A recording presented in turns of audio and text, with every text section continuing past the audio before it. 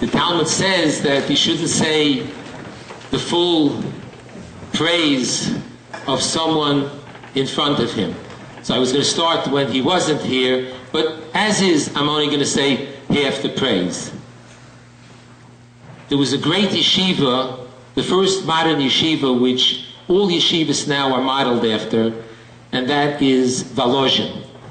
It started in the early 1800s, and it continued to 1891 or 93, I don't recall.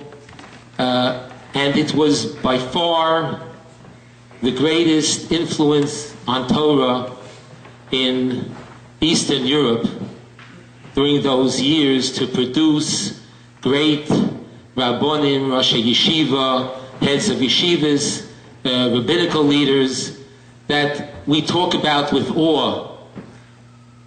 One of my teachers, a grandson of the Chavetz Chaim, Rabbi Hershel Schachter, who spoke with Rabbi Schachter on occasion, once told me that were Rabbi Schachter a student in that yeshiva, which had the greatest of the great rabbis in Europe, he would have been from the best amongst them. Rabbi Schachter is extremely humble. That is his hallmark, and we are very, very fortunate to have a Rav, a Rosh Yeshiva, who knows the entire Talmud and all sections of the Code of Jewish Law. We are very, very honored by his presence, and without further ado, I give you Rabbi Hershel Schachter.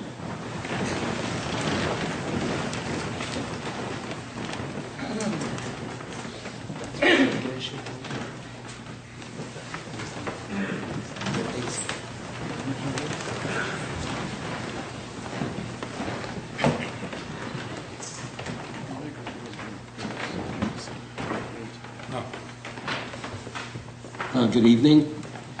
We have 613 mitzvahs in the Torah. 2 of these mitzvahs are Kibud Aviyim and Mora Aviyim. Kibud, we usually translate to honor one's parents. And Mora, we usually translate to fear the parents. The Shulchan Aruch quotes from the Gemara, what is the definition of the mitzvah of Kibud? Take a look at number 2. What is the definition of honor? So the Shulchan Aruch quotes the Gemara that the word kibud in this context doesn't mean to honor. It means to give service to the parents. If the parents need help, I have to feed my father, I have to give him something to drink, he needs some help to get dressed, I have to cover him, he wants me to drive him to the airport, he wants me to carry his luggage. My father would like to go visit Eretz Yisrael, so he'd like me to make all the phone calls, make all the arrangements, make the hotel arrangements and the flight arrangements and so on. So I have to give service to the parents. So the mitzvah of kibud, we usually translate kibud means to honor. It's not really to honor, it means to give service to the parents. I used to ask my father died at the age of 94, several years ago. So I used to ask my father when he was already older, would he like me to make him a cup of coffee, or does he need some help? So my father would always get upset. What am I, an invalid? I don't need any help. So the mitzvah to service the parents is if they're interested in having the service. If they say, no thank you, I'm not an invalid, I want to do it myself, so then there's no din of kibbud aviyim. That's what the Shulchan Aruch quotes. Where is this? Shulchan Aruch says that the parent can be mochel on his kavod. It's probably here in this sheet also.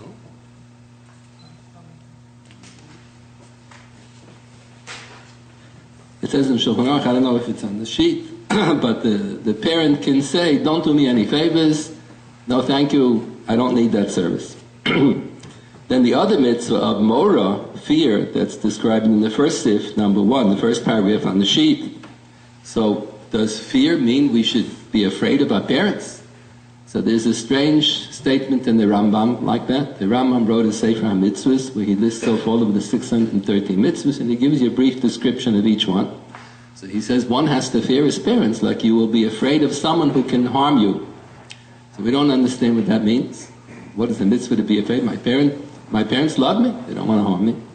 So the simple shot in the Shulchan Aruch and the Gemara, you take a look at the first paragraph, the first sif, what is Mora? So they give you the definition. Mora doesn't mean fear. Mora means to give respect. But we usually define as kibud, respect. So the Shulchan Aruch quotes the Gemara that's what Mora is. You shouldn't stand. My father always davened Shemona Esrei here. My father's still alive, so I'm going to daven in his spot. So that's a violation of Mora. My father always sits in this seat. I'm going to sit in his seat. That's a violation of Mora. My father, I'm going to call my father by his first name. A lot of people today, a lot of the parents want to feel younger, so they want their children to call them by the first name, that they should feel as if they're buddies of their children. So Rabbi Soloveitchik said that that's not even permissible, even though the parents are moichel on the kavod, even though that's what they're requesting. That's considered a bizoyon. That's considered an insult to the parents to refer, even though they want it, because they feel that they'll have the attitude as if they're younger, but that's not permissible. The parent can be moichel on the kavod, but they can't be moichel on their bizoyon. That's not allowed. So the nature of the two mitzvahs is a little bit mistranslated. The mitzvah of kibbud doesn't really mean to give honor to the parents, it means to give service to the parents. And the mitzvah of Mora doesn't really, we usually don't define it like the Rambam said, that one should fear his parents like one would fear a Nazi stormtrooper. It doesn't mean to fear the parents, it means to show respect for the parents. The Shulchan Aruch says when the parents come into the room, strictly speaking, we're supposed to stand up out of respect for the parents. Today, I think most people don't stand up, so we assume that the parents are moichel on the kavod. They have a right to be moichel on the kavod, they forgo. The Shulchan Aruch makes a statement, quoting from the Gemara again, that the din of kibud, mechabdo b'chaim, mechabdo lachamosa. The children are obligated to show, to give service to the parents. Kavod means to give service to the parents even after the parents die. How can you give service to the parents after they die? So, it probably means Mora. You have to show respect for the parents. I shouldn't call my father by his first name. I shouldn't refer to my parents by the first name, even after they die. That means you can show respect to the parents who are not alive. How can you give service to the parents? So the Shulchan Aruch gives an example of giving service to the parents after they die. It's an interesting thing. In the Shulchan Aruch, it's section 9. Oh, it's not here on this sheet. Oh, it is. No. Section Sif Tes. So Shulchan Aruch gives the following example. Within the first year after someone dies, so there is a concern that the person may be punished in Gehenna. The Talmud has a tradition that the maximum, the worst Rasha in the world, suffers in Gehenna is 12 months. That was the biggest punishment you can ever imagine, because the Mabul, the flood that's described in Parshas Noach, took a whole year. So the maximum that anyone ever suffers a punishment in Gehenna is a year. So that's why the Zohar makes a statement that if the children are concerned that maybe the parents will be suffering in Gehenna, some averos that they did, so the Zohar recommends that the child should recite Kaddish, and thereby be poda, redeem his parents from suffering in Gehenna. We have a custom that we don't recite Kaddish after a parent dies for the full 12 months. We don't want to indicate as if my parents are going to suffer in Gehenna the maximum of the 12 months. So the custom has it that one is reciting Kaddish for a parent, only says for 11 months. Every so often you have someone who's reciting Kaddish for someone else who died in shul, and it's not a parent. So if it's not one's parent, so there's no issue of kibbud aviyim, so then many have the custom, then you say the Kaddish for the full 12 months. That maybe the fellow's really going to suffer to the maximum, the 12 months, and he can use this Kaddish to redeem him. So the Shulchan Aruch quotes this practice of reciting Kaddish, and this is considered service to the parents. The parents may possibly be suffering in Gehenna. When my parents died, I wasn't so worried. So I said Kaddish every day, but I traveled by plane every so often, and I didn't make everybody crazy to make a minyan on the plane. I wasn't so worried. My parents weren't going to get him anyway, so I said a little bit of Kaddish, but I wasn't so concerned. But the reciting of the Kaddish is not considered, it's not an issue of showing respect for the parents, it's considered giving service to the parents. if according to this tradition that's recorded in the Zohar, that the parents may be suffering in Gehenna 11 months, 12 months, and by the children reciting Kaddish, they spare their parents from this suffering, so that's considered giving service to the parents. Or the Shulchan Aruch gives another statement. Let's say a parent died, and the child wants to mention the parent in conversation. So within the first year, the proper practice should be the child should say, Hareini kaparas mishkavo. I accept upon myself whatever suffering my parents may deserve. If the Bezdin Shalmaila, the heavenly court, decided that the parents should suffer, so sometimes they'll make them suffer wherever, Gehenna, wherever, and they won't allow me to accept. Someone did an Aveira and he deserves punishment, so why should I be allowed to make a deal with the heavenly court, punish me instead of them? But sometimes the Bezdin will accept it, the heavenly Bezdin will accept it. So the child should say, I want to accept upon myself any suffering, any punishment that my parent deserves. I would rather lighten their burden and give me the punishment in this world. So if the Bezdin Shalmaila may accept it, they may accept that offer. So that's also considered lightening the burden of the parents. So that's considered a form of kibud. So that's kibud, means service, giving service to the parents even after they die, by lightening their burden. After the first year is up, and the maximum the parent may possibly suffer in Gehenna is only up until 12 months. So then when one mentions the parents in conversation, so it doesn't make sense to continue to say, Hareini kaparas mishkava, I accept upon myself whatever suffering they deserve, because whatever suffering they deserved is already finished, it's gone. So then you just say, Zechrona livracha. So you say, my father, may he rest in peace. So that's out of respect for the father. That's Morah. Morah is the mitzvah to show respect. But Kibud is the mitzvah to give service. So the way you give service is by accepting upon oneself within the first 12 months whatever suffering they may possibly deserve. It's interesting, the Mishnah records this practice of reciting Hareini Kaparas Mishkava in other cases as well. The Mishnah says when the Kohen Gadol is observing Avelos, and we have an obligation to show respect to the Kohen Gadol, the high priest, to show respect to him and to help him out whenever he needs some help. So the people who come to be Menachem Ovel should accept upon themselves, we accept whatever suffering you're supposed to have. You're suffering because your parent died and you're heartbroken over it. So we accept upon ourselves the suffering if that'll spare you from agony, from suffering. That's out of respect and out of giving service to the Kohen Gadol. Mishnah has the same expression that those who come to be Menachem Ovel say that to the Kohen Gadol. So here the Talmud says the child should make such a statement when mentioning the parent within the first year. He should say Hareini Kaparas Mishkava, and he should need it. I accept upon myself whatever suffering the parent deserves. What happens, let's say my father is interested in visiting Eretz Yisrael. So he tells me, Hershel, I'd like to go to Eretz Yisrael. So I say, okay, give me a credit card, and I'll call up the hotel, and I'll call the airline, and I'll make all the arrangements. He says, no, your credit card. You have the mitzvah of kibbud aviyim, so you spend the money. So the Gemara has a discussion of this, and the Shulchan Aruch quotes, is it here? I don't know if it's here in this sheet. Oh, it's on the Rambam. So the Shulchan Aruch quotes from the Rambam, from the Gemara, it's in the Gemara, that if the father has money in the bank, the son is not obligated to spend his money for the purpose of keep it up. I'll call on my father's telephone. I'll be happy to make all the arrangements. I'll drive him to the airport. I'll carry his luggage, but I'm not obligated to spend money on the deal. Unless the father doesn't have, and the child does have money, so then the Shulchan Aruch quotes, the child is obligated to spend money on the father. The mitzvah of kibbud av has to have some limit. It can't be we're obligated to service the parents to no end. Let's say the parents live in California and the children live in New York, and the father calls on the phone, I need some help, please come and make me a cup of coffee. It's not reasonable. The mother says she doesn't feel well, could you please come for Shabbos and help me bake the challah? What do you mean, I should go from New York to California to help out on Shabbos? It has to be within reason.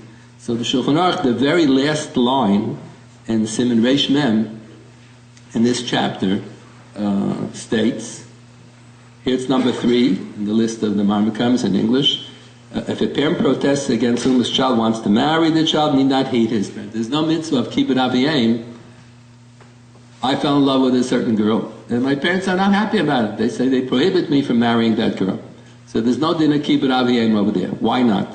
So the Vilna Gaon, in number 4, the Vilna Gaon in his commentary on the Shulchan Aruch quotes that there are 3 independent reasons why this din is so, and each one of the reasons is a valid reason on its own. So one reason is that the mitzvah of kibbut aviyim doesn't apply. Take a look at number 5. If the parent is requesting of the child, he should do something that's against the din. So my father says on Shabbos, "Can you please drive me to the movies? I like to go to movies on Shabbos." So I said, "I'm not allowed to drive on Shabbos. I can't take you to the movies." Or let's say he wants me to violate a rabbinical din. Driving on Shabbos, we assume, is a biblical prohibition. Driving an automobile on Yom Tov, we assume, is a rabbinical prohibition, but it's prohibited. So my father asked me on Yom Tov, "Could you please drive me to the movies? I want to go to the movies on Yom Tov." He wants to go to the movies, that's his asik, that's his business. But I'm not allowed to drive him to the movies on Yom Tov either. That's a rabbinical prohibition. So there's no mitzvah of kibbut av over there. What if my father, let's say my mother passed away 20 years before my father. So I said Kaddish, and my father says, "I get the heebie-jeebies when you say Kaddish, I'm still alive. I don't want you to say Kaddish. I prohibit you. You're aggravating me." So the Shulchan Aruch says that's unreasonable because this is a universal minig. It's based on the passage in the Zohar that we mentioned before, that the children's reciting the Kaddish will spare their parents from suffering again, and if they're supposed to suffer, so this will bail the parents out from the suffering. So if the father says, "You give me the heebie-jeebies, I don't want you to recite Kaddish," so that's not proper on his part, since it's such a universal minig. Let's say many have a custom that they fast Monday, Thursday, and Monday following Sukkot, and Monday, Thursday, and Monday following Pesach, based on the story in the book of Job, in the book of Eov, that after the family would have a big get-together, they would eat and drink and be merry and have a good time. So Eov was afraid maybe some of the children had sinned, so he would bring sacrifices. He would do something in case they need a kapar, in case they need an atonement. So the Bali HaTaisus years ago introduced such a practice that Pesach is a long Yom Tov, Shavuos is very short, it's only 2 days. But Pesach is a whole week, and Sukkot is a whole week long. We're afraid maybe someone in the family sinned. So they developed such a minig that many people would fast Monday, Thursday, Monday. So maybe years ago it was a common minig, but today hardly anybody fasts Sheni Machamisha V'Sheni, the Monday. The maximum that they do is they recite the Slichas. They add the special prayers in the Shacharis davening, but most of the people do not fast. So let's say the son decided he's going to fast on Monday, Thursday, Monday, whatever, and the father is the guest of honor at the annual dinner or whatever, and it's on Monday. In the middle of the day, it's on Monday. So the son won't be able to sit next to his father and eat at the dinner. The father says, "I'd like you to come to my dinner to honor me, and I want you to eat there also." It's going to look as if you don't trust the kashrus. Let's say the father's the rabbi of the shul. He's not going to eat in my shul. What's wrong? It's a good hashgacha. So since it's not such a widespread minig today that people fast, hardly anybody fasts Monday, Thursday, Wednesday, so that the father does have a right to say, "I want you to eat. Figure out how you're going to violate your minhag." Usually you're not allowed to violate a minhag. You have to make a hataras and darb. That's your problem. Figure it out. But I want you to eat with me at this meal. Otherwise there's going to be a bizayin to me. It'll look as if you don't trust my kashrus. So the din is, whenever the father is requesting that the child should violate a biblical prohibition to drive on Shabbos, a rabbinical prohibition to drive on Yom Tov, or a widespread minig, a universally accepted minig like reciting Kaddish, that's not proper, and there's no mitzvah of kibbut av. But if the father is asking the child to violate his personal private minig, but it's not a universal minig, so then kibbut av does take precedence. What happens if your child wants to marry outside of the faith? So of course you tell him he's not allowed to. Yeah. So here the Shulchan Aruch says if the child is prepared to marry a nice Jewish girl, and the parents say, "An Ungarisha, you marry." What do you mean? You have to marry a Litvisha, or you have to marry a Yekeh. How can you marry an Ungarisha? That's terrible. Galiciana, how can you do that? It's an unreasonable insistence on the part of the parents. So the parents don't like the girl. If the girl is not religious, so the parents should insist that the child shouldn't marry the girl. That's a reasonable taina. The child is going to do an aveira if he marries a girl who's not religious. So the parents should say, "We prohibit you from marrying the girl." and we'll see what the child will do. But if the child's marrying a nice Jewish girl, and the parents say, no, we don't want you to marry that girl. So what's going to be? You don't marry that girl, he's going to, just overnight, he's going to marry a different girl? No, it's going to take him another half a year till he meets another girl, till he did, more than a half a year, till he decides that he's going to propose to another girl. So they're postponing the child's ability to fulfill the mitzvah of getting married. We all have a mitzvah to get married and raise a family. So that's the first reason that the Vilna Gaon gives.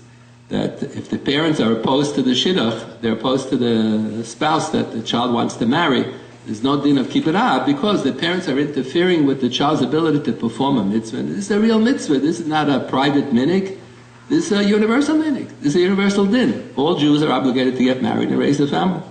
The second reason the Vilna Gaon gives why there's no kibbutz when the parents are opposed to the shidduch is that the mitzvah of, there are two mitzvahs, there's a mitzvah of kibbutz and a mitzvah of mora'av. The mitzvah of kibbutz means to give service to the parents. My mother wanted me to become a doctor, my son the doctor, my son the lawyer, my son the engineer. And I want to become a Rebbe in Yeshiva, I'm not interested. So the parents have no right to run my life. That's not kibbutz. Kibbutz means I'm obligated to give service to the parents. Mora aviyim means you have to show respect for the parents, not to contradict them.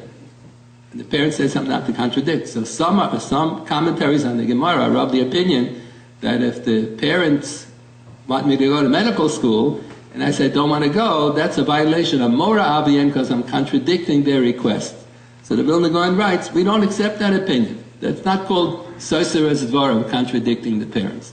Mora only means we should show respect for the parents, but the parents have no right to run our lives. So if the child fell in love with a nice Jewish girl and he wants to marry her, and the parents say, how can you marry this Hungarian girl? You have to marry Dafka Yeke, you have to marry whatever, a Litvisha.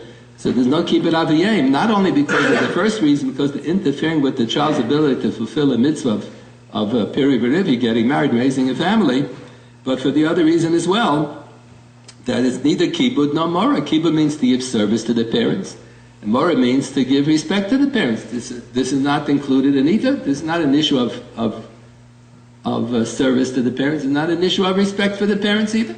There's nothing disrespectful. I like this girl, I want to marry the girl. Then the Vilna Gaon quotes the third reason, third explanation. He tells you to look in the previous sif where the Shulchan Aruch said, my father tells me he'd like to visit Eretz Yisrael.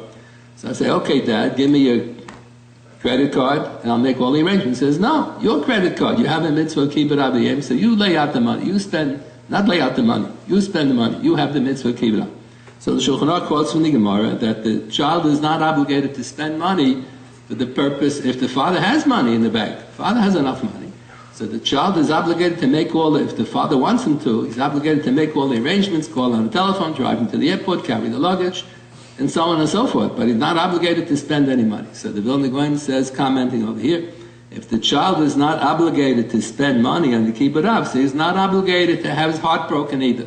The boy fell in love with this girl, he wants to marry this girl. So the parents tell him, no, we don't want you to marry that girl. They have no right to break my heart. If they don't have the right to make me spend $5,000 on the trip to Eretz Yisrael, so they have no right to cause me to have a broken heart. So that's why there's no kibbutz. So we really accept all of the three explanations. The Vilna Gaon writes, each one of these explanations independently explains this din, why there's no kibbutz. The Shulchan Aruch quotes from the Gemara, number 8, the obligation of both kibbutz and mora applies equally to men and to women. So the Gemara says we have a problem. The Chumash writes, Ish ima v'yaviv tiro. What does it say, Ish? The word Ish means men and not women. But women have the exact same obligation as the men regarding kibbutz aviyim. So the Talmud explains, the women can't always fulfill the mitzvah of kibbutz aviyim to the same extent as the men. Why? So the simple reading of the Gemara is the following. Years ago, when children would grow up, they were going to the same business as the father. The father says jewelry, so the son goes into the same business. And when he would get married, so the wife would move into the same building, to the adjacent building. Down the block, he would be in business with the father. The girl, let's say, comes from California, the boy lives in New York, the father's business is in New York, so the son lives in the same home, but after he gets married, he lives in the same home or in a nearby home to the parents. He's in the business with the father, and the girl's parents live in California. So what? And the girl's mother is going to come up. Could you please come to California, help me bake the challah for Shabbat? That's unreasonable. So that's what the Gemara says. When the woman is married and she lives in a different city and she's raising her children, she has to take care of her husband's needs. She has to wash their clothing and make the meals and so on. What do you mean she's going to fly to California to help her mother bake the challah? That's unreasonable. Whenever the request that the parents are making is unreasonable, that's self-understood that it's not included in the mitzvah of kibbud aviyim. So the way the world runs today, the sons don't always go into the same business as the parents. And even if they do go into the same line, they don't necessarily live in the same city. The father's a doctor, the son is a doctor, but the son is a doctor in Eretz Yisrael, the father's a doctor in New York City. So the same din would apply to the son as to the daughter. If the son lives in a different city from the parents, and the son's parents, the boy's parents are going to call up long distance and say, can you please come and help us out? We're moving, so we need a little help. What do you mean, you're moving from one location to the other? So I should fly from Eretz Yisrael to New York, pay some people and pay some movers to help you move. What do you mean? I should come to New York is unreasonable. So whenever the request that the parents make is unreasonable, so it's self-understood that it's not included in the mitzvah of kibbud av. Let's say you have elderly parents in another state, and they need help. How am I obligated to pay for whatever services? They don't have the money for those services. Take care of themselves. So let's say, start one at a time. Let's say we have elderly parents. So if they can't take care of themselves, I'm supposed to take them into my home. If it's going to wreak havoc on my home, they're all so old, my children are going to be petrified. Father has Alzheimer's, whatever, it's going to be a terrible thing. So, or it's going to ruin my shalom bayis. So if it's absolutely unreasonable, that if it is reasonable, so I should take the parents into my home. If it's unreasonable, so I don't take them into my home. If they can't afford, they don't have money, the son has money, so then the Shulchan Aruch said the son is obligated to spend the money to put them in a home or to have someone take care of them in their own home. The Shulchan Aruch quotes in the bottom, number 9, that's an interesting din. A person who converts to the Jewish religion, so strictly speaking, the halacha says, Gershin is gayer kukot mishanel adomi. Non-Jew who converts is no longer related to his previous relatives. So strictly speaking, biblically, if you have a brother and a sister and they both convert, they're permitted to marry each other. If you have a mother and a son, biblically they're allowed to marry each other. But it looks terrible. So midirabbanah, the rabbis don't permit it. But biblically they're not related, so there's no problem. So the Rambam writes, based on that's a passage in the Gemara. So the Rambam writes, based on a passage in the Medrash, that this concept applies also to kibbud aviyim. If a non-Jew converts, so strictly speaking, they're no longer related to their parents. So even though now they're Jewish, non-Jews are not obligated to observe kibbud aviyim or mor aviyim. This is not one of the 7 mitzvahs that were given to the non-Jewish people. But now that the child converted, so there's a din of kibbud aviyim, but he's no longer related to the parents. But what will it look like? It'll look terrible. The people will say, when he was a non-Jew, so he used to show respect and service to the parent. Now that he's Jewish and he moved away, he lives in Borough Park, he lives in Williamsburg, whatever, so now he never visits the parents.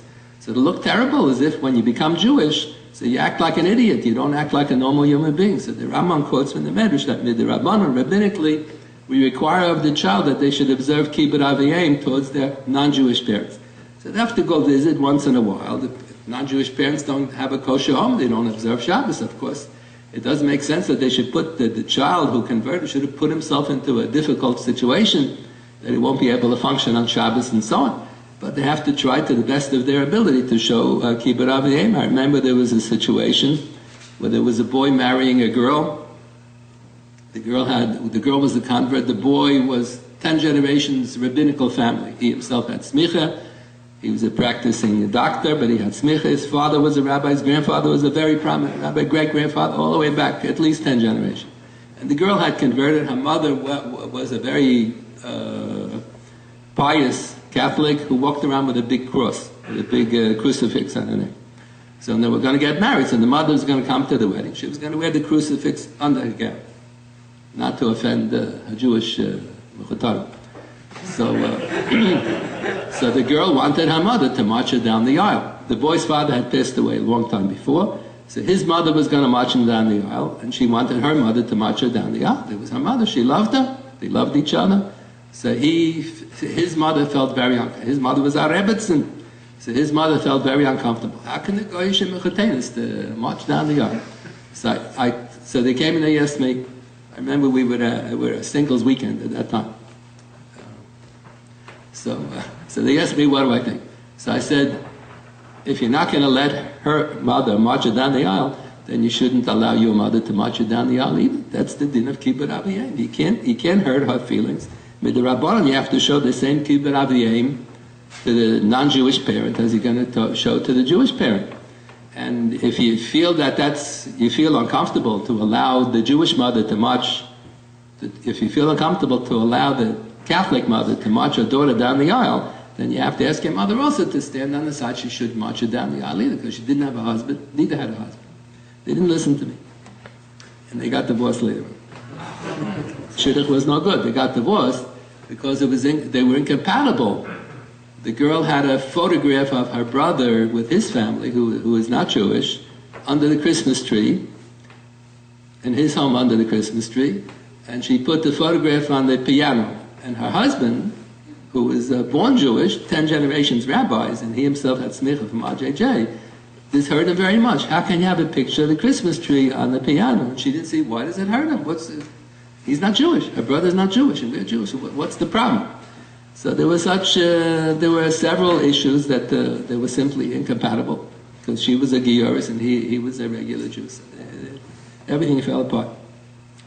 Would a convert sit Shiva and say Kaddish for non-Jewish parents? Strictly speaking, not obligated to sit Shiva, but it says in Shulchan Aruch that if one loses a dear friend, even if it's not a relative, it is meaningful to sit Shiva for someone other than a relative. So that's why, let's say, if one is an adopted child and the adopted parent dies, so even though strictly speaking the child is not related to the parent, not a blood relative, nonetheless, we recommend that the child should observe Shiva because it's a dear friend, the parents raised them.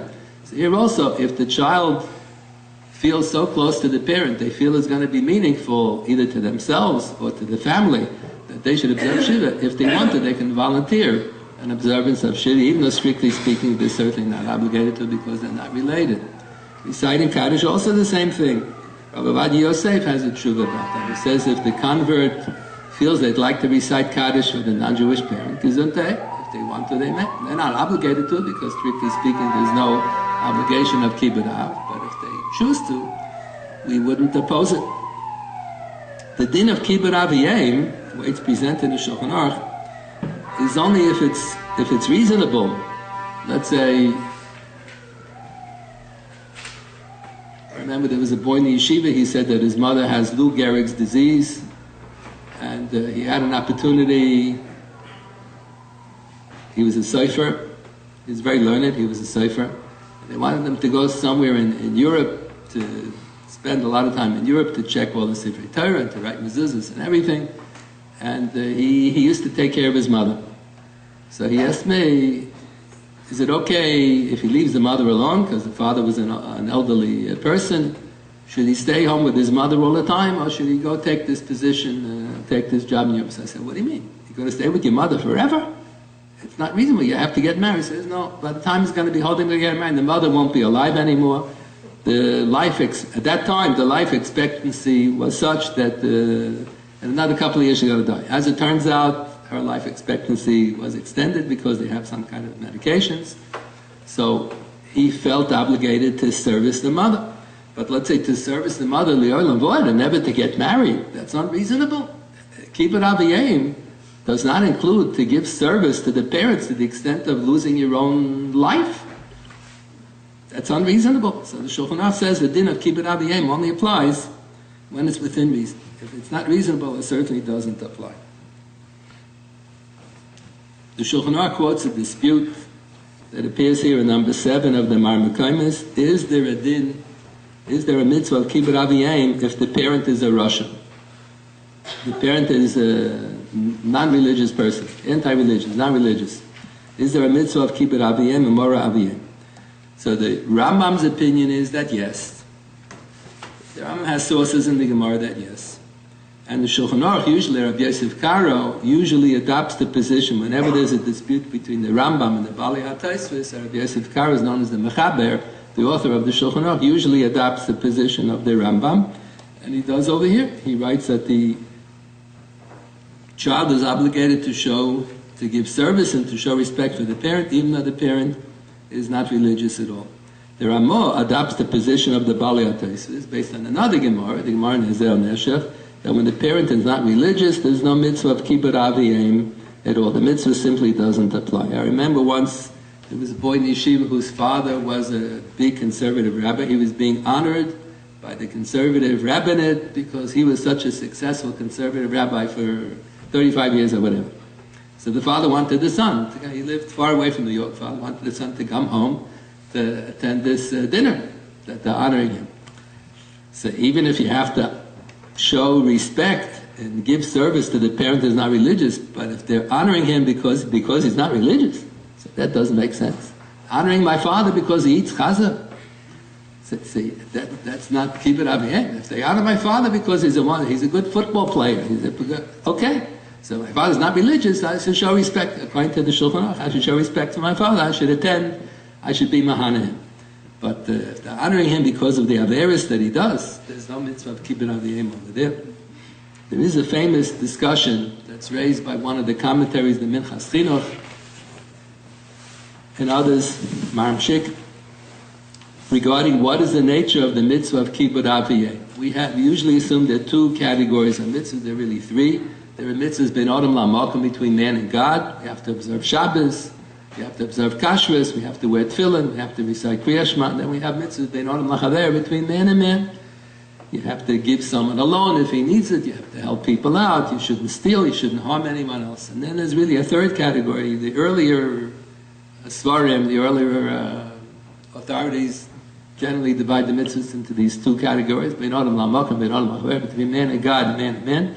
And then the Vilna Gaon points out, no, there's a third category, ben adam li'atzmo, the mitzvah midos tovos. The Torah tells us, for halachta b'dracha, we have to imitate the ways of God because we were all created b'tzelem alakim. So we are instructed by the Torah to preserve, to maintain our tzelem alakim. How do you preserve the tzelem alakim? What we have divine image within us. Man was created b'tzelem alakim. So we have to go in the ways of God. That's the way to preserve the tzelem alakim. So the Minchas Chinuch and others raise the question: what is the nature of this mitzvah of showing respect for the parents, or giving service to the parents? Mitzvah kibbud is to give service. Mitzvah mor is to show respect. Is it a mitzvah ben adam la'chavero, that we owe a debt of gratitude to our parents? Parents brought us into the world, and they raised us, and they sent us through college, and they gave us a Jewish education. And even if they never gave us a Jewish education, if they just brought us into the world, even if they're not, they don't pay our way through school, they brought us into the world, so we owe them a debt of gratitude. Is it ben adam la'chavero? We owe a debt of gratitude to the parents, or is it really ben adam la'makom, between man and God? Why so? The Talmud has a statement: Shlosha shutfim yesh ba'adam. When a person is born, there are three partners in bringing the person into this world: the father, the mother, and Hakadosh Baruch Hu, the Ribbon Shalom. So the Ribbon Shalom says you should show respect for your parents, and I'm the invisible partner. The father and the mother we see, tangible, they're here in front of us. So if we'll show respect for the parents, Hakadosh Baruch Hu, God will consider it as if we showed respect to Him. And if we'll service our parents, we'll give kibbud aviyim, HaKadosh Baruch Hu will consider it as if we gave service to Him. Even though He's invisible, there's no way to give Him service, there's no way to show respect for Him. So this is the question that the Minchas Chinuch raises. What's the nature of the mitzvah of kibbud aviyim? Should we assume it's ben adam la'chavero, a way to express our gratitude towards the parents, or is it really ben adam la'makom, to indirectly show respect and give service to the Rebbeinu Shalom, who's the invisible partner over here? What is the difference, whether like this or like that? So the Minchas Chinuch gives several nafkamina, several differences. So one difference he has is like this. Let's say the child has not observed kibbud aviyim. He treats the parents the same as everybody else. He gets married and he moves to another continent. So how does he fulfill kibbud aviyim? He should call on the telephone every so often, send photographs of the grandchildren, come to visit once in a while. Never visits, never sends photographs, never calls on the telephone, doesn't he? He treats the parents like everybody else. He's not abusive of the parents. He doesn't insult them. He doesn't curse them. But he doesn't go out of his way to be mahana the parents. That's the mitzvah of kibbud aviyim, to service the parents, to be mahana them, to give them nachas. He doesn't try to give them any nachas. And then it'll occur to the child that he should do tshuva. So whenever a person does an avera, bein adam lachavera, he hurts someone else, he has to first ask forgiveness for the other person, and then he can say be doing the shmona. So before if I stole money from someone else, first I have to pay back the money, then have to apologize to the person. Or if I harmed someone, I damaged this property, I have to pay whatever the hefsid is, whatever the loss is, then I have to apologize to that person, and then I can begin to daven that God should forgive me for the aver that I did. If I did an aver ben adam lamakam, I just talk to the Rebbeinu Shalom. So if kibbud aviyim is a mitzvah only ben adam lamakam, so I don't have to ask any apology of the parent. I didn't abuse them, I didn't insult them, I just forgot about them. The last 20 years, I just forgot about them. I moved to another continent. I just lost contact with my parents, but I didn't abuse them. So if it's an aver ben adam lachavero, then I have to ask mechila of the parents before I can begin to do tshuva. But if it's only an aver ben adam lamakam, so the parents are not the balei dvarim over here. So that's one issue that the Minchas Chinuch raises. Maram Shik has another fascinating, he raises the same question, he has another fascinating nafkamina ladina. If I owe you $100,000, and we're good friends, and everyone's doing well in business, and you say, you're Michael, you're Mavate the $100,000. So I say, thank you very much, that's wonderful. Then 10 years go by, and we don't get along anymore. And we're not friendly anymore. And you say, remember the $100,000 that I was Michael? I want you to pay the money now. So tough luck, you ready with Michael? Once you're Michael, say, Michael, you have no right to demand that I should pay you the money. So the Maharam Shik, who was a Talmud of the Chasam Sofer in the late 1800s, has such a situation. He has a shaila that the child didn't get along with the father, and at a young age, the child was in his 20s, and the father tells the child, I'm Moichel the kibbud av, don't do me any favors, goodbye and good luck, don't do me any, I don't need your kibbud aviyim. So the father was angry at the child. So the child said, okay. So he's not in touch with the father for 40 years. Now the father's already 100 years old, whatever, and now he can use a little help. So he calls up the son and he says, maybe you can help me out. So the son says, but Dad, he said, you're Michael. So what's the nature of the din that if the father is Michael on the kibbud av, when I wanted to cook a cup of coffee for my father said, I'm not an invalid, I can cook out of my own. So the din is if the parent is Michael on the kibbud av, so you don't force it, there's no kibbud av. Why is that? So one could explain because Ritzona Shel Adam Zehu Kvoda. What's the definition of kavod? Kavod is whatever service the father wants. That's the mitzvah, to give him that service. If he does want the service, then that's not, by definition, it's not called kavod. It's not that the father has the ability to be moichel. It's not, if it would be if the mitzvah of kibbud av, to give service to the parents, or to show respect to the parents, is bein adam lachavero, so then the father, the parents, are the balabatim to be moichel. If the mitzvah is bein adam lamakom, maybe it's both bein adam lamakom and bein adam lachavero, but if it's also bein adam lamakom, then the father is not the balabas. He has no ability to be moichel. It's really, the kavod is due to the Rebbeinu Shalom, the kavod in the Mara is due to God, and the parents are just indirectly, by showing the kavod in the Mara to the parents, indirectly are being mechabed and servicing and showing respect for HaKadosh Baruch Hu, the invisible partner. So if the nature of the mitzvah is ben adam lamakom, then the parents have no ability to be moichel at all.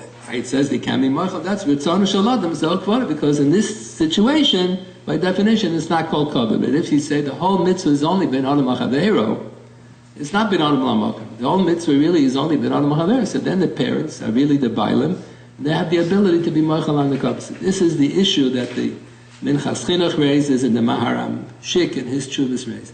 Maharam Shik writes a very fascinating conclusion to this discussion. He says the Gemara says that the din of kibbud aviyim and mor aviyim even applies after the parents died. And he says there's never a shibud to a dead person.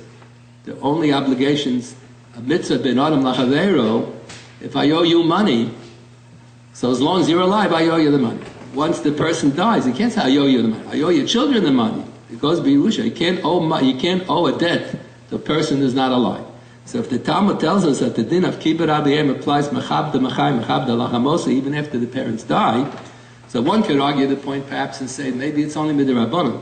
Maybe the obligation, that's what some commentaries, the Pharisee Yisrael on the Mishnayos writes like that. He thinks that the kibbud av, after death, after the parent passes away, is only midrabanan. But that's not usually accepted. We usually assume, the Gemara made a statement, the Shulchan Aruch says that the kibbud av applies even after the parents die. So the Mamshik writes, if the dinim of kibbud and mora apply even after the parents die, that's a clear proof that at least there is also an aspect of bin adam lamakom. Maybe it's also bin adam lachaver, but it's also bin adam lamakom, because you can't have a bin adam lachaver after the person is dead. There are no shibudim, there are no obligations to a person is dead. Here in America they have a person dies and leaves all his money to his dog. In halacha there is no such thing. A dog can't own any money, and a dog, you can't be indebted to the dog, and a dead person is also like a dog. A dead person can't own any property. A dead person can't own any shibudim. There is no such thing owing a debt to a dead person. Person dies, it goes b'Yerusha. But kibbud aviyim doesn't go b'Yerusha. I don't owe the debt of gratitude to the children. If the parent died and they still say there's a din of kibbud aviyim, so that's a clear indication, the Mamshik says, that there is at least also an aspect of bin adam lamakom. So therefore the father cannot be moichel li'olam vod. When the father said, I'm moichel li'olam vod, what he meant was, don't do me any favors. By definition, it's not kibbud. It's only shel adam zeh kvod. But he doesn't have really the ability to be moichel. The Gemara has an interesting discussion in Masechah Sanhedrin. In addition to the dinim of kibbud aviyim, mora aviyim, there's a din of mako aviyim. A child is not allowed to cause the parent to bleed. So the Gemara has a discussion. What if the child is a dentist? Or what if the child is a doctor? And the parents want him to treat. The parents would like the child to treat him. So is it permissible to the child, is it permissible for the son who's a doctor to treat the parents? So it's a dispute in the Gemara, and the way it's accepted in the Shulchan Aruch, there are different opinions how we pass it. The way it's generally accepted is that if there's no other doctor available, so then the son is allowed to treat the parent, even though he's going to cause bleeding, because that's, if it's necessary to cause the gums to bleed, or necessary to draw some blood or something, so that's not called mako aviyim by definition. He's doing it for the benefit of the parents. So if there's no other doctor available, so we rely on the biblical din, the din derais. If there's another doctor available, so let the son, let the child not treat the parent, because he may scrape the gum a little bit more than he really has to. He may cause a little extra bleeding that wasn't really necessary medically. He may take out a little extra blood that wasn't really necessary. So it's a gzeira midrabanan. Whenever there's another doctor available, let someone else treat the problem. What people usually do is that two dentists get together and I say, I'll treat your parents for nothing, you treat my parents for nothing. So each one is not treating his own parent. Sometimes there's a shaila, let's say the son is the best doctor in this field. Best doctor in the field, so it doesn't help that there are other doctors available. The parents want to get the best doctor. What if their son is not the best doctor in the field, but the parents trust their child more than they trust a stranger? So many Rabbanim are of the opinion that's also considered leka acher. There isn't another doctor. The parents feel uncomfortable to go to someone else. They feel more comfortable with their own son. They know the son loves them and he's going to take care of them. So many are of the opinion that's also called leka acher. There isn't another doctor available. What if you have the following situation? There are other doctors available and their son is not the best in the world. They don't have such trust in their son. But the son does it for nothing. And the other doctor is going to charge money. So what's the din? Who has to pay? So we usually assume that kibbud av is mishal av lo mishal bein. The son is not mechuyev to pay. My father says, Hershel, I want to go to Eretz Yisrael. I say, you give me your credit card, I'll be happy to make all the phone calls on your telephone. I make all the arrangements, but I'm not obligated to spend the money for the kibbud av. So what about over here? Here, the son wants to service the parents, but the din is he's not allowed to. There are other doctors available, and the parents are not so strongly attached to their child that they insist they only want to have their child treat them. They'll be happy if another doctor treats, but the parents want the child to do it because they'll do it for nothing. So is the son obligated to pay or not? So Rabbi Tzvi Pesach Frank has a tshuva, and he says as follows. He gives a mashal. This mashal is very interesting. Rabbi Soloveitchik said that this mashal is a true story. That there was a man who lived in Brisk, and his father was on his deathbed in Warsaw, which is quite a distance away.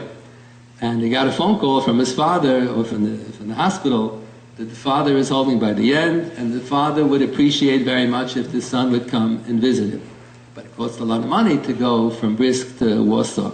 So the son went to Rabbi Chaim Soloveitchik and he asked, am I obligated to spend the money to go by train to see my father, since it says in the Shulchan Aruch that Kibbutz Av is Mishal Av, lo Mishal Bein. The son is not obligated to spend money on the Kibbutz Av. Rabbi Chaim Soloveitchik said, you are right, walk. So it's usually assumed that it was a joke. Walk. What, are you an idiot? Your father's on a deathbed, he wants you to come visit him. You're giving a whole pilpul, you don't want to spend money. Your whole mahalach is wrong. So Rabbi Tzvi Pesach Frank gives exactly that mashal. He doesn't say that the story happened to Rabbi Chaim Soloveitchik, and he says an analysis, and he says, strictly speaking, the person can walk. It'll take him a long time to walk. He'll lose 2 weeks of pay. He'll lose a lot of pay he won't be able to work for 2 weeks. His shoes will get ruined, and his feet will be falling off, but he'll be able to fulfill the Kibbutz Av without spending any money on the train. Why does he want to spend money on the train? That's not for the Kibbutz Av. He can do the Kibbutz Av without spending a penny. He can walk. He wants to spend the money on the train so he won't ruin his shoes, and he won't ruin his legs, and he won't lose 2 weeks of salary. So that's not spending money for Kibbutz Av. That's spending money for yourself. You don't want to ruin your shoes, you don't want to ruin your legs, and you don't want to lose 2 weeks worth of salary. And to lose salary, that's not called Kibbutz Av Mishal Av Lo Mishal Bein. Let's say my parents need some help, and the only way for me to help them is to take off a day from work, and they'll dock me from my pay. So it says you're mechuyev to take off from the work. That's not considered. It's not covered with the din that the child is not obligated to spend money for the purpose of the Kibbutz Av. That's not called spending money.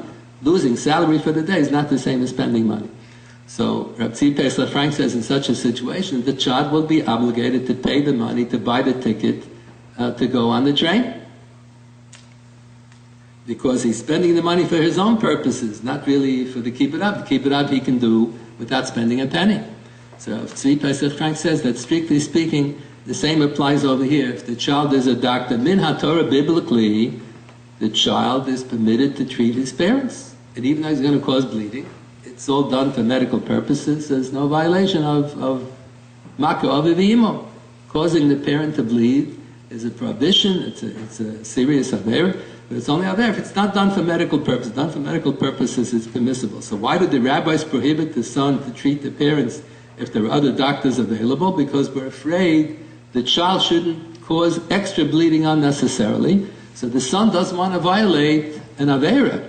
So the son is spending money for his own purposes. Strictly speaking, he's obligated to treat the parents and to cause the bleeding, because it's mutam and atar to cause the bleeding, and he's able to do it. With the Rabbanan, he doesn't want to treat the parents himself because he may do an avera. So he's spending money to have the parents go to another doctor in order that he shouldn't violate an avera. So that's not the Kibbutz Av he can really do on his own. He can treat them. He's spending money. Like in the other case, he's spending money because he doesn't want to ruin his shoes, he doesn't want to ruin his legs, he doesn't want to lose 2 weeks worth of salary. So here also the son is obligated to spend the money, that the son shouldn't violate the avera of causing extra bleeding on the parent. In such a situation, the din of Kibbutz Av being Mishal Av, Lo Mishal Bein, wouldn't apply. That's a famous tshuva of Tzvi Pesach.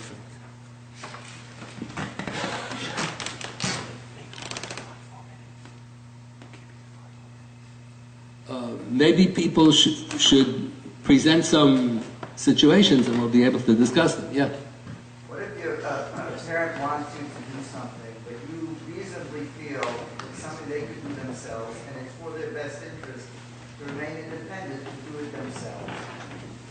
Can you sort of say, why don't you try it yourself or do it on your own? You have to try to say in a nice way that they should do it on their own. Yeah. You're not supposed to always give in to the parents.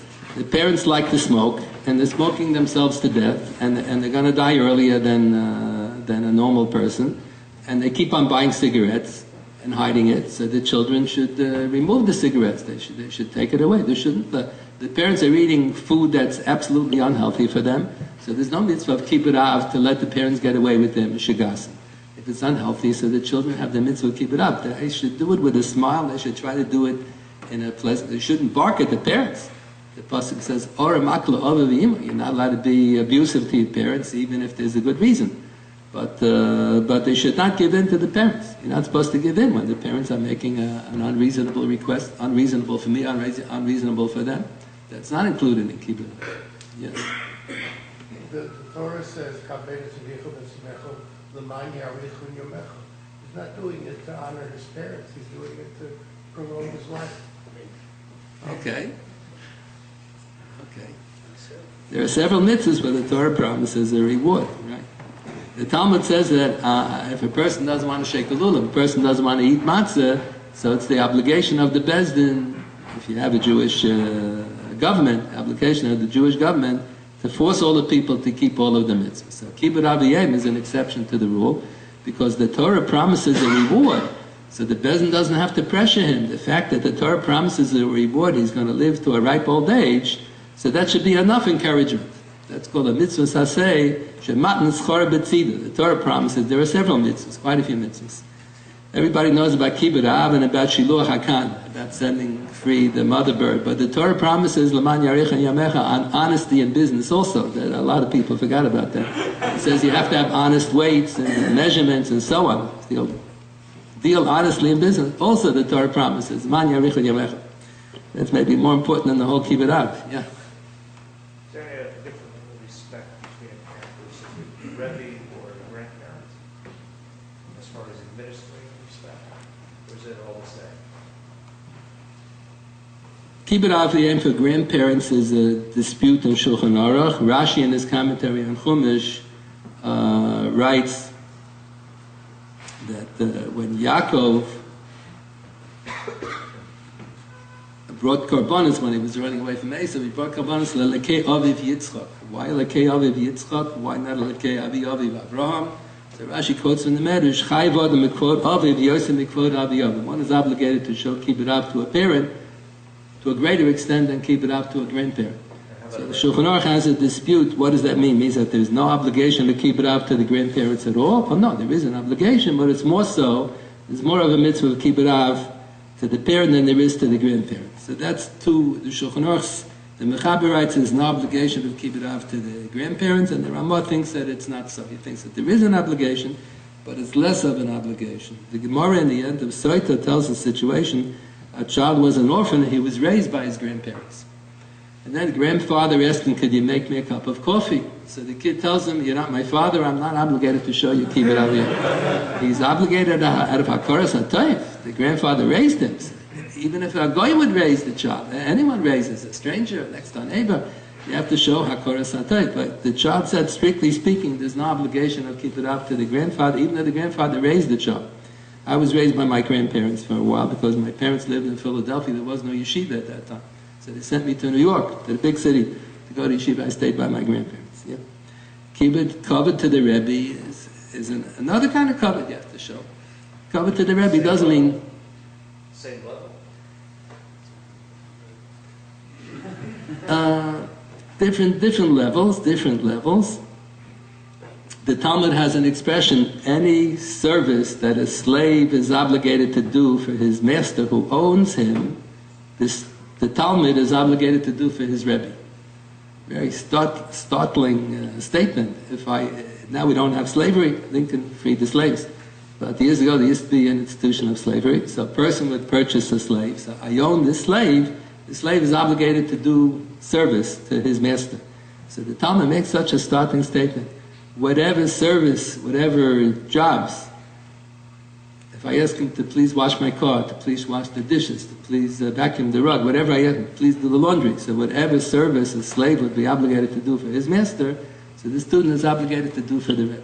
So Leitchik used to explain this, a very beautiful explanation.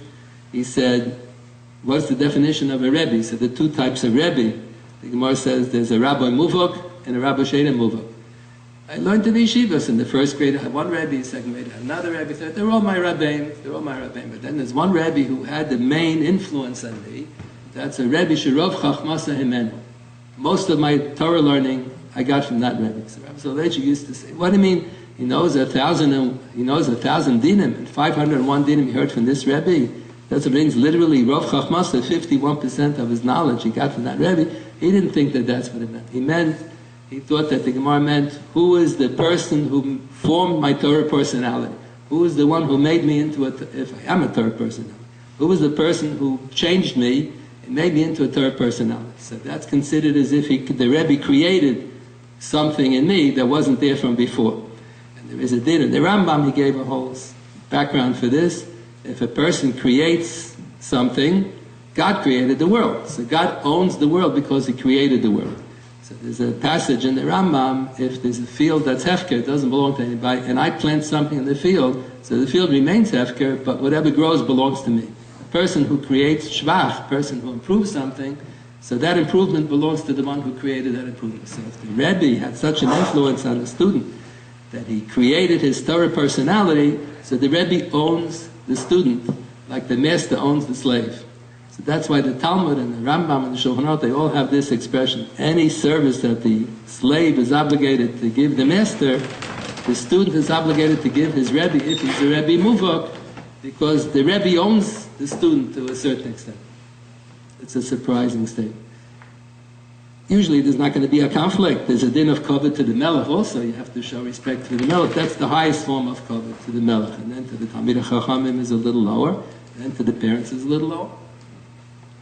If a person, let's say, is 50 years old and they never experienced their parents in their life at all, and then when they're 50 they meet their parents, are they required to respect them? I mean, the only connection they had was they brought them into the world and they gave them up for adoption or whatever. And then they come into his life and he's 50 years old. Strictly speaking, they are obligated to observe. They have to have the debt of Hakoras HaToy for the fact that they brought them into the world. The question is, what if the parents were abusive parents? What if the government took the children away from the parents because they were abusing their children? So then probably not obligated to. Or if it'll be so detrimental to the health of the child to start showing kibbud av to this parent, I never saw him before, I have no connection with him whatsoever, psychologically it'll have a negative effect on me. So also, like the parents tell me, don't marry that girl. So I'm not obligated to be heartbroken over it. So if it's going to be very detrimental to this is an abusive father, he used to abuse his children, so the children are not obligated to observe kibbud av if it's going to hurt them very much. But it was not going to hurt that much just because he hasn't seen the parent since he was born. So strictly speaking, this still is a din of kibbud av. So wouldn't that mean to say that the obligation is between you and God and not between one of the friends? Either that, or because we owe a debt of gratitude for that alone, the fact that the parents brought us into the world. We owe a debt of gratitude for that alone. Regularly, you owe a debt of gratitude. They brought us into the world, and they diapered us, and they brought us up, and they sent us through college, and they helped us get married, and all the way. And even if the debt of gratitude is only because of the fact that they brought us into the world, dayenu, that's enough to be obligated to express their gratitude. Rabbi Yosef Engel has a very fascinating comment on the question that we raised before from the Minchas Chinuch and the Maharam Shik. What's the nature of the mitzvah of kibbud av v'yein? Is it a mitzvah shebein adam lamakam, an indirect way to show kavod to the Rebbeinu Shalom, or is it to express a debt of gratitude towards the parents? So he comments, the Gemara makes a statement that noyach la'adam shaloi nivra mishenivra. It would really have been better for man if we wouldn't have been brought into this world, because it's so difficult. It's so easy to sin, and it's so difficult to stay straight, to keep all the mitzvahs. So it would have been better that we shouldn't have been brought into this world. So Tosfos makes a comment on that Gemara. It's better that man shouldn't be brought into the world if he's an average person. What if he's an unusual tzaddik? Ashrei lo, ashrei doro. And it's the praises of him, the praises of the generation that such a person is around. So Rabbi Yosef Engel says, do we owe a debt of gratitude to our parents that they brought us into the world? We should sue them. It would have been brought, the Gemara says it would have been better that we should have not been brought into the world. If the child is an unusual tzaddik, then you owe a debt of gratitude to the parents. They brought you into the world, Ashrei Lo v'Ashrei Ledora. But if a child is an average person, nobody special, then it can't be a debt of gratitude that you have to the parents. It's only Ben Adam Lamokim. So he says this is the meaning of the passage in the Chumash that it says on the way to Har Sinai, when the Jewish people were traveling 7 weeks in between Yetzias Mitzrayim and Har Sinai, so they stopped off in the city Morah, and it says Sham, HaKadosh Baruch Hu gave the mitzvah of Kibbut Aviyeh in Morah. That's the tradition that the Talmud has. The pasuk doesn't say he gave the mitzvah of Kibbut Aviyeh. It says Sham, Sam lo chok o mishpat. God gave the Jewish people chok o mishpat. What in the world is chok o mishpat? Rabbi Yosef Engel says that's what it means. A mitzvah that sometimes a chok and sometimes a mishpat. If the child is an unusual tzaddik, then it's a mishpat. It's ben adam lahaver. You owe a debt of gratitude to the parents. And if the child is nothing special, then you don't owe a debt of gratitude to the parents. Then kibbut aviyim is only a chok. So the mitzvah of kibbut aviyim is described by the Chumash as chok or mishpat. Chok / mishpat. Sometimes a chok, sometimes mishpat, depending on who you are. If you're somebody special, then it's a mishpat. Then you owe a debt of gratitude to the parents. That's Rabbi Yosef Engel published the sefer when his mother passed away. So out of kavod for his mother, he published 7 essays, Shev de Nechemta, 7 essays that he should get in the Choma. And one of the essays he writes about the topic of Kibbut Aviyeh. It's a two-part question. In the hierarchy of a Gadol Hadar, a parent, and an elderly person, someone 97 who's a Holocaust survivor, what is the hierarchy of kavod?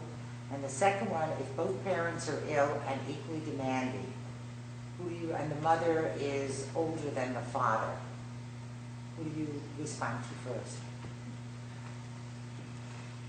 The Talmud says when the parents are still married to each other, so and the father and the mother are both making requests of the children, and the nature of the request is such that the wife should really do this kind of service for the husband if she's able to, let's say to prepare some food or something like that. So then, since the wife is obligated to do it for the husband, and both the father and the mother are requesting of the child, so the child should respond first to the father, then to the... And if the wife is not able to? Very common in today's society where both parents are elderly, unable to care for themselves, equally demanding. And they're still married. If they get divorced, then it's equal. They're still married. She can't. So if the mother's not in a position to do anything for the father, so then it's equal. So you have to just figure out which way will be the lesser of the two evils. You have to figure out which is the lesser of the two evils. The kavod to the Gadol Hador, it doesn't really come in conflict with the kavod to the parents. How's there a conflict? It's a different kind of a kavod. Gadol Hador, when someone speaks in the shul, so we go to hear the person speak. But it doesn't really mean I have to service my parents and I can't attend the function in the shul, so I'll listen on the internet. The Kibbut Aviyeh you can't do on the internet. The Gadol Hador speaking, you listen on the internet. You pick it up. It'll be written up in the newspaper, so you read about it. If a father requests from his son to give a specific name to his grandson, is the child supposed to name the kid whatever his parent wants, or can he decide with his own mind? The parents have no right to dictate to the children how they should lead their lives. That's not right. It says in Shulchan Aruch the parents should be careful not to be too imposing on the children, because they really have no right to insist on what the name should be. That's not proper. That's not proper. Rabbi Soloveitchik told over the story that he used to say like this: I was the oldest child in my family, and I was named after my father's grandfather. Yosef Dov was the father of Rabbi Chaim Soloveitchik. He said that, and then he says, so what's the kasha? So the students will go, what's the kasha? No, what's the kasha? We didn't know. So the kasha is like this. Where he came from, it was assumed al pi din and al pi minig. I don't know what this means. This is what he said. Al pi din and al pi minig, that the mother has a right to give the name to the first child. So if he was the oldest child, how come he was named for his father's grandfather? His mother should have chosen the name. That's supposed to be the kasha. None of the students realized that there was a kasha. So he says the answer is that when he was born, his grandfather Rab Chaim came to his mother, and he asked her as a taiva, as a favor, even al pi din and al pi minig, you're entitled to give the first name, but no one gave a name yet for my father, Rabbi Yosef Daiv, the Beis HaLevi. So please do me a favor, give your child a name after my father, and I'll agree to be the sandik at the bris. So she agreed. Okay, came to the bris. He was afraid of blood, so he did not serve as the sandik. He didn't live up to his. That's what Rabbi Zolechik said. He didn't live up to his half of the deal. But his mother had already agreed that they're going to give the baby the name Yosef Daiv after the father's grandfather. That's an issue in today's parsha, Parshas Vayeshev. Who has the right to name the baby? The mother, the father, the first baby, the second baby. It's an issue in today's parsha. Who's calling all the names? Is there a hierarchy of obligation? If a woman has a child who has to be fed, and the parents call and say, I need your help right now, or if a woman has a husband and the husband says, you're going over and helping your parents too much, you're never home, how do you manage that? Right, that's what the Shulchan Aruch quotes from the Talmud. Even though these mitzvahs of kibbud av and morav apply equally to the men and to the women, but the Chumash says ish. Why does it say ish? Sounds like ish below isha. Because when the woman is married, she has to take care of her children, she has to take care of her husband's needs. So it's not reasonable to expect that she should drop everything in her own home and go take care of her parents.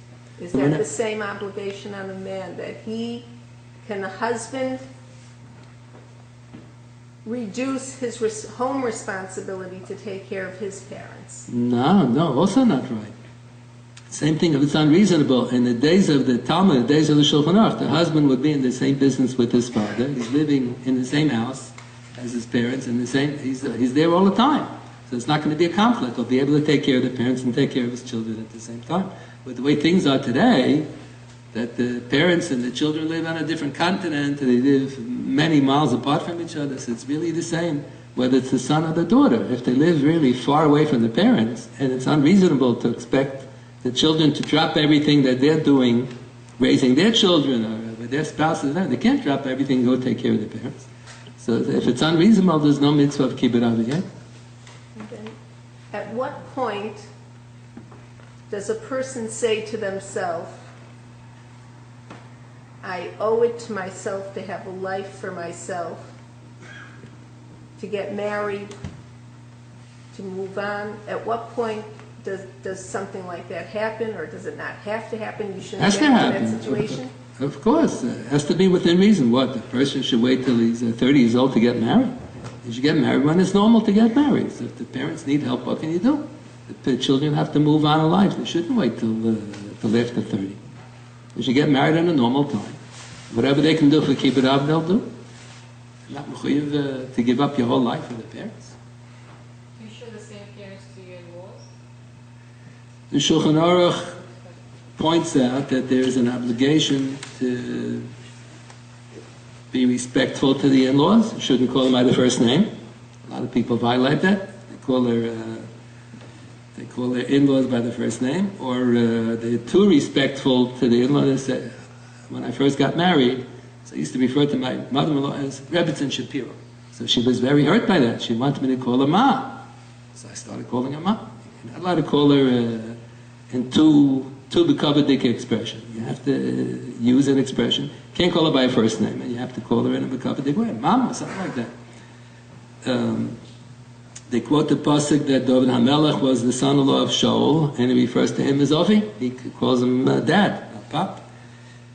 The commentaries on the Shulchan Aruch say that one is obligated to show respect and give service to the parents-in-law, not the same as real parents, like we respect elders, like we respect those who are older than us. But there is an issue of kibbud av. One should not refer to the in-laws by their first name. And they have to be endearing when they speak to them.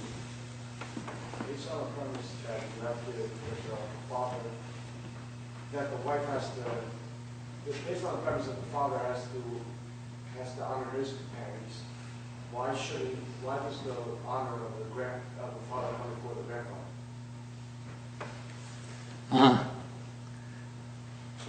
the Talmud tells us the child who's obligated to give service to the father and to the mother equally, and the mother is obligated to give service to the father, so then the father takes precedence. But here if there's no obligation at all to give service to the grandfather, so then it's not a kasha. Even if one should assume that there is an obligation to give kavod to the grandfather, but the pasuk tells us the obligation to the father is stronger than that to the grandfather. That's a pasuk. This is the last question, because we could be here all night. We have a repository of the entire Talmud and Shulchan Aruch in front of us, but this is the last question. And then we'll dive in. What would be the best way for a beautiful daughter-in-law to address his father-in-law? Like, she referred to him once as dad, and he got a little unnerved about that. At the same time, using just the Mr. and the last name sounds a little cold. But what would be the best way to deal with that? She calls her own father dad, so she feels uncomfortable calling her father-in-law dad. So you call him pap, you call him papa or something, abba, whatever, some other expression. But she has to be something along those lines. Like certain people in the family call him by his first name, but that's, it's not what I would do personally. But the other daughter-in-law calls him by his first name. I'm not sure that that's the best way to go either. Right, we assume that's not proper. To refer to a parent-in-law by the first name is not proper. Yeah. Very good. Believe it or not, the mitzvah of kibbut aviyim still applies bisman hazeh. It's in Aseres HaDibros, and you would look around, you wouldn't believe it. They say that Rab Dessler lived in England for many years, and his father lived in Eastern Europe, in Lithuania. He sent his father letters 3 times a week, and he felt that he was negligent in kibbut aviyim. He sent letters 3 times a week with photographs of the children and everything, and he felt he wasn't fulfilling the mitzvah properly. The mitzvah of kibbut aviyim is to be mahana the parents, to give service. Let's say I have 9 children, so we used to enjoy having the Shabbos table all together. On the weekdays, everybody left at a different time, we didn't see each other. But on Shabbos, we were always together. So the children a lot of times want to go to their friends, want to go to a Shabbaton. So it's unreasonable on the part of the parents to insist we want the children to be home every single Shabbos, every single Yom Tov. But it's also unreasonable on the part of the children that they're never there for Shabbos. Every Shabbos there's another Shabbaton. Every Shabbos they're going away. That's a violation of kibbut aviyim. They service the parents by being mahana then, by sitting at the table. They're not giving, even if they're not serving the food. That itself is being mahana the parents. The parents have nachas to see the table with all the children around. That's a fulfillment of the mitzvah, kibbut aviyim.